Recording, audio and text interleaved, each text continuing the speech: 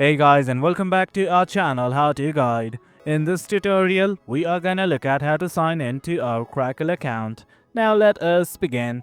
Initially what you guys have to do is simply go to crackle.com. As you guys can see, I have already gone to it, and simply at the top right you can see a few buttons like this called as create account and sign in. Right now all we want to do is sign in, so I'm simply gonna click on this button right here. Once you've done that, this page will open up. From here, simply enter your email address along with your password. In case you have forgotten it, simply click on this forgot password button right here and simply follow along the prompts. That way, you can again regain access to your account.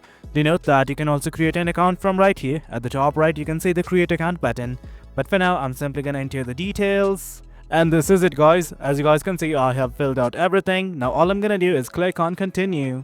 And that is it guys. That's how you sign into your Crackle account. The process is quite easy.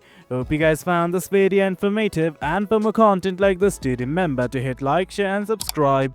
Your support fuels us. Until next time, thank you.